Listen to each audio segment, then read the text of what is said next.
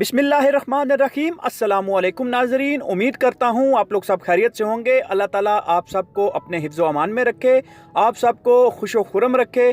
दोस्तों, अल्लाह ताला के फ़ज़ल करम और शुक्र के साथ आज की वीडियो का आगाज़ करेंगे, जिसके अंदर हम लोग बात करने जा रहे हैं परवाज़ों के हवाले से, जो कि पाकिस्तान से यूएई की तरफ रवानगी होगी। जिन परवाज़ों की उसके हवाले से बात करेंगे और इस बात करने के जो सोर्स हैं वो भी ज़राए भी आपसे शेयर करेंगे कि कौन से ज़राए हैं जिन ज़राए से ये मालूम हो रहा है कि परवाज़ें कब खुलने जा रही हैं।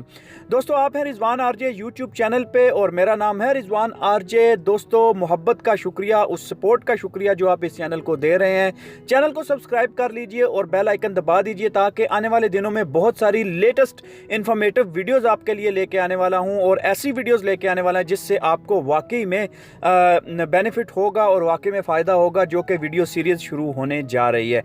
तो दोस्तों, वीडियो का बाकायदा आगाज़ करते हैं।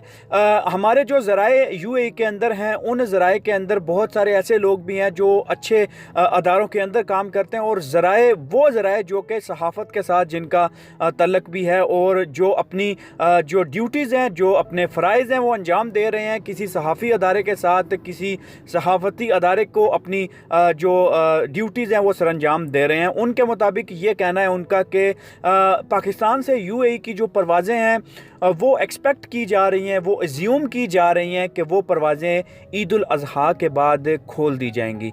ईद उल अज़हा से पहले पाकिस्तान से यूएई के लिए जो परवाज़ें हैं वो नामुमकिन लग रही हैं। अगर वो परवाज़ें यूएई अथॉरिटी की तरफ से या पाकिस्तानी हुकूमत की तरफ से, देखें, जब परवाज़ें ओपन होती हैं तो दोनों हुकूमतों की कंट्रीब्यूशन होती है, दोनों हुकूमतों की बाकायदा उसमें टॉक होती है, बाकायदा उनमें एग्रीमेंट्स होते हैं, तब जाके दोनों ममालिक एक दूसरे से बात करके परवाज़ें खोलते हैं।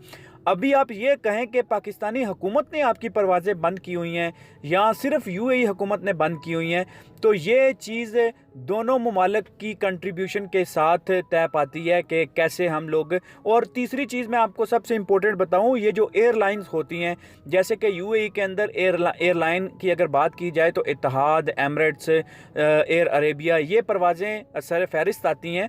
तो इनकी जो इजाज़त इनको अथॉरिटीज़ की तरफ से मिलती है, जो कि इनका एविएशन अथॉरिटी है, उनकी तरफ से मिलती है कि उनको परवाज़ें उड़ानी चाहिए या नहीं उड़ानी चाहिए। पाकिस्तान के अंदर अगर परवाज़ों की बात की जाए तो पीआईए है, एयर ब्लू है, उनकी भी इजाज़त गवर्नमेंट से मंसूब होती है, तो गवर्नमेंट इजाज़त देगी उनको, तभी वो परवाज़ें लेके आगे चलाई जाएंगी।